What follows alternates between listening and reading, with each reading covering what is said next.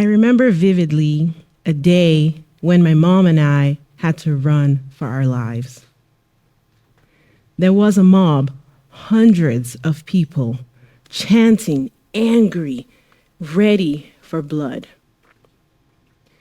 My mom and I ran, terrified, scared, hearts pounding, not sure if we were going to make it. That day, as we hid, I asked myself, is this what my life is going to be like? Am I going to keep running forever? Or should I just accept this like everyone around me had? You see, I grew up in northern Nigeria in a time where extremist groups like Boko Haram operated, and in a place where opportunities, especially for girls, were very limited. That day, I made a bold decision. This was not going to be my life. I was done running, and it was time to get out. But where opportunities scarcely exist, where do you even begin? Now, where I come from, the answer is almost always the same: education. In Nigeria, education is seen as the go-to solution for every problem. You can't find a job, you go to school. You can't find a spouse, you go right back to school. So naturally, as I sought a way forward, I turned to education. I started with what I had, and I started with what I knew. This led me to another bold decision. I would pursue a master's degree in the US. But there were two problems with that plan. The first problem, which was the root problem, was that inasmuch as my parents would have loved to pay for my tuition in grad school, I knew that they couldn't afford it. So I knew that I needed a scholarship, which led to the next problem. The next problem was that I didn't feel like my educational background was strong enough to be able to get me the type of scholarship that I needed. So I knew that I needed to upskill, but I wasn't quite sure what to do. So after eavesdropping on a conversation between two classmates who were talking about ASP.NET, which was the latest and greatest emerging coding technology at the time, a light bulb came on for me. And I was like, yes, this is it. I am going to teach myself how to code. This is the skill that I need. I managed to get my hands on the laptop and I dove headfirst into the world of coding, but it was not easy.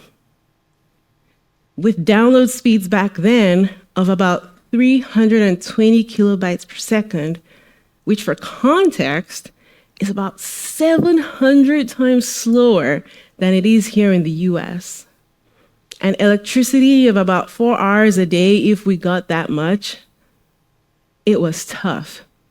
But I was determined and I made progress. But like anyone who's ever tried to code can attest to, sometimes you run into errors that are so big it takes you weeks to problem solve. Very quickly, I ran into one of those errors. I tried to figure it out, banged my head against the wall. I would restart my computer over and over again, just hoping that it was a glitch and that a restart would fix it, but nothing worked. Never want to give up though. I did what every smart and efficient coder does. I Googled the problem. Googling the problem led me to a man who had written a blog post about a similar problem, a man halfway across the world. And so gathering my courage, I reached out to him. I explained to him the vision that I had for my life. I told him why I was learning how to code. I told him what my hopes and my dreams were, and I asked him if he would help me. To my utter amazement, and I am eternally grateful for this, he responded and he said, "Yes, I would help you." And so for 6 months, Mr. Saurabh Nandu would mentor me through the complex world of coding. I would write my code and I would send it to him. He would download it on his end and give me feedback on how I could improve and how I could do better. With his help, I not only completed the coding project that I was working on, but I went on to land that scholarship, and I graduated with a master's degree in computer science from Tufts University in Massachusetts. As I reflect on my journey, I have learned that sometimes opportunities are given, but sometimes opportunities have to be created. Many of us tell ourselves, if only I had this or that, or a combination of this and that, I'd finally be able to take that step forward.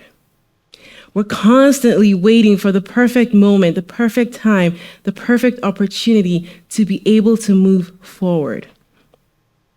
But coding taught me something different. Coding taught me that it is possible to create something out of nothing, to take imperfect conditions and create opportunities out of them. But in order for us to do this, we must approach life like a coder approaches a coding problem. When a coder is faced with a bug, the first thing isn't to just jump in and start fixing random lines of code. They take a big step back and they ask themselves, what's the goal of this program that I'm writing? What's the goal of this function? What's the goal of this class? What am I trying to build? And so similarly in life, when we're faced with problems or challenges, we need to take a step back and ask ourselves, what's the vision that we have for ourselves? What's the goal for our lives? Where are we trying to get to? And are we on track or are we off track? Secondly, when coders are faced with a bug, typically what happens is that there's an error log that is spit out, and it could be hundreds of lines long. But the line of code that's causing the issue is usually at the bottom of that error log, the root of the problem. Solving that problem makes all the other errors magically disappear. And the same applies to us. When faced with a problem or a challenge, we need to make sure that we're not just solving symptoms of a deeper issue, but we need to dig deep and ensure that we're finding the core issue and solving for that. Thirdly, we need to take what coders call an iterative approach to changing our lives. Coders hardly get their program right the first time end to end. Software is usually built through cycles of coding, testing, debugging, learning from failures, and doing it all over again. And the same applies to us. After I graduated with my master's in computer science, I decided that I really needed to work for one of the big 4 tech companies, Amazon, Microsoft, Google, or Facebook. I felt that if I could get a job at one of those companies, I would feel like I had arrived, like I was it. And so I started to reach out to these companies and apply to them, and I got interviews back. But then one by one, I went on to bomb each interview. I'll never forget my first interview at Google. I was actually pretty confident walking in. And I get there and the interviewer hands me a question and I have no clue how to solve this question. So I go to the whiteboard and I just start scribbling what honestly was nonsense, just hoping that time was passing faster in reality than it was in my head. And after 1 hour of torture for both me and the interviewer, it was done, and neither of us could look each other in the eye because we knew how bad it was. I was fully expecting the rejection letter right there and then, but it came a few hours later. After each of these horrible interviews, I would always do something. I would always go home and reattempt the question. I would always go home and try to learn from my failure. And going through this process helped me interview after interview. I got better. I learned how to think on my feet. I learned how to problem solve under pressure. I learned how to speak confidently. I learned how to interview well. Such that when I got a second opportunity at Microsoft, this time I was ready. I was 37 weeks pregnant, barely allowed to fly because, what airline wants to deliver a baby midair? But I was determined, so I got on that plane. I waddled into the conference room, just ready to share my ideas, ready to share my thoughts, and ready to answer their questions confidently. It wasn't perfect, but I did it. And this time, it was good enough. I landed the job at Microsoft.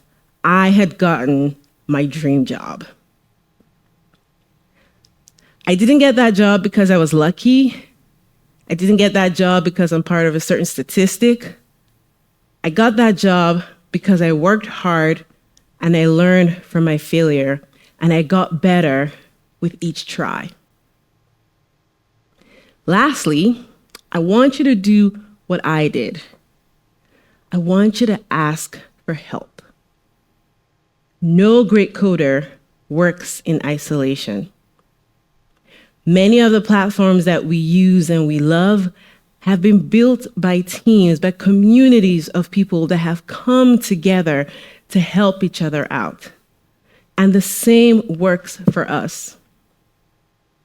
One word, one sentence, 1 hour, one connection from someone who's been where you are trying to get to can completely change your life. Learning about ASP.NET and receiving mentorship from Mr. Nandu opened the doors of possibilities that I never imagined possible. And here's the thing. It didn't just open doors of opportunity for me, but it opened doors of opportunities for my parents and my sisters who have now moved over to North America and are building lives, building careers, and most importantly, are creating opportunities for others. This is the power of asking for help. After I left my corporate career, I went on to start and lead an organization that helps kids unlock their inner geniuses through coding and robotics. I took the gift that Mr. Nandu gave to me and I passed it on to over 10,000 kids across the world. This is the power of creating opportunity. It has the potential to have a ripple effect that spreads far across the world and the potential to change the trajectory of generations. This is the power of we. So whoever you are, wherever you are, I want you to start by identifying one problem or one challenge and approaching it like a coder approaches a coding problem. I want you to take a step back and clarify the vision that you have for your life. I want you to find the root issue and solve for that. And then I want you to iteratively problem solve and learn from your failures. Finally, I want you to ask for help if you need it. But most importantly, and perhaps most crucially, I want you to start. Don't wait for perfect conditions. Because at the end of the day, all the amazing apps and every world-changing piece of software started with a blank screen and a single line of code. You have that same power. So I want you to write or rewrite your first line today. Thank you.